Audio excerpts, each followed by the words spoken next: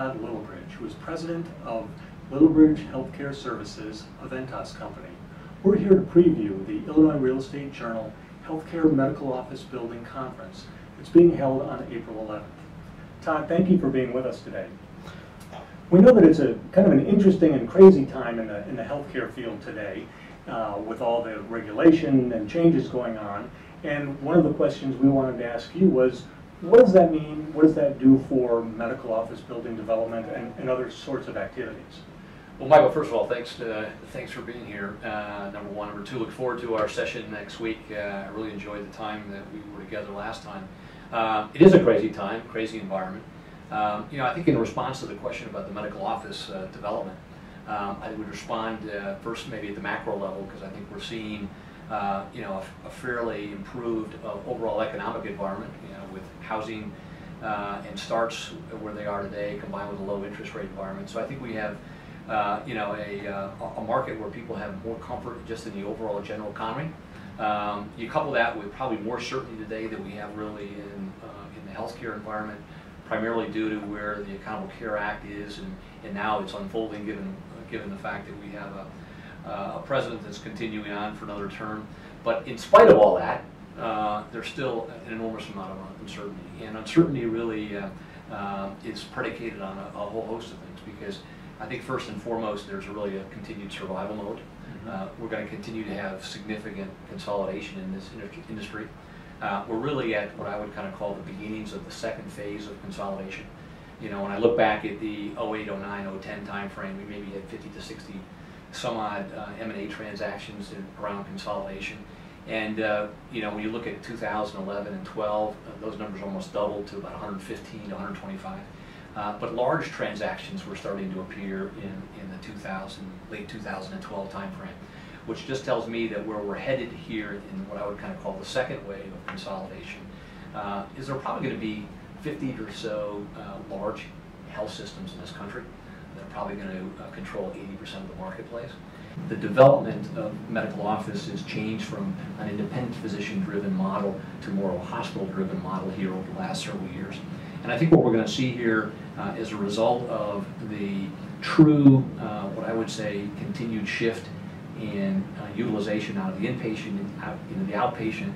We have certainly the state exchanges that will be kicking in January of 2014. We'll have the uninsured to the tune of the 32 some odd million coming, not necessarily new into the system, but obviously going through a physician office visit versus an ED visit. All what that's going to do is drive utilization. Utilization is going to drive demand. Demand's going to drive a greater need for medical office space. We're not seeing, a lot of new starts.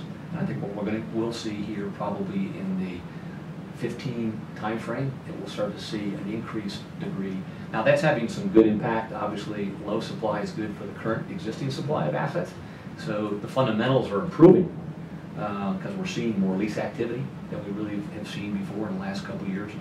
We have occupancies that are being driven up. Vacancy rates are plus or minus 10% depending upon what market. Now, when you do see the development, is it going to be driven by hospitals and healthcare systems, or are you going to see, people as they were doing, years ago, where there will be private developers who will be putting up spaces in an attempt to, attract physicians groups, independent doctors, and healthcare. We're seeing a decline in independent physicians. We're seeing a large increase in the continued employment of physicians or affiliations. That percentage overall of the entire physician population is north of 50% today. So they will be hospital driven, and what we're seeing is really two bookends. We're seeing large developments of medical office predominantly on the campus of, but they are more disease related than anything else, either around oncology or around orthopedics or around cardiovascular services.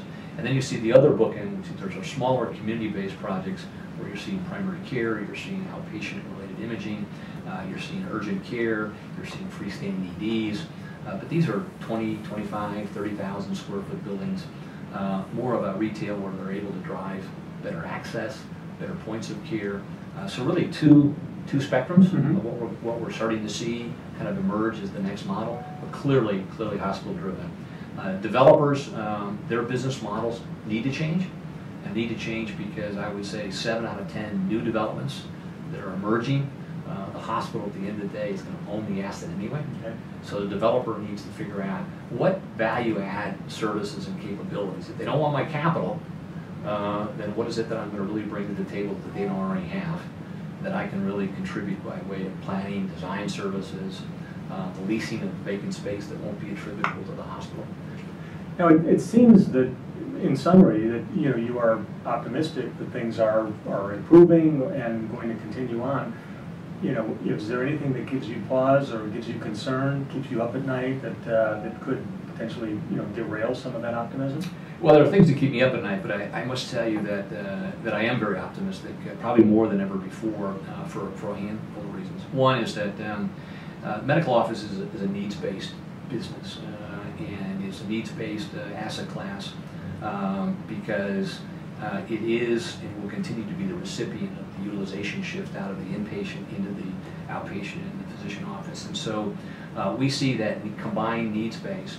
We see that the demographic, the population, the fact that we have more Medicare eligible individuals moving through the system, and as a result of that, I mean, you just take a 65-year-old and plus demographic, they are seeing physicians in a physician office building 4 times more per year than you would for a 45 and younger group. So as the population continues to age, there's going to be more intensity, therefore more volume, and as there's more volume, we're going to need to create and have more supply. So it's really it's kind of decanting the inpatient, the big 800-pound gorilla, into a smaller facility where patients can go through, you can push more volume through the front door, and as a result, I see today being the largest owner in the U.S. of medical office across 168 markets that we are clearly well positioned, not only in terms of the asset class, but in terms of the institutions and our healthcare partners in which we do business. So, well, thank you, Todd. We look forward to next Thursday, and thank you for participating today. As do I. Well, thank you, Mike. Okay, thank you.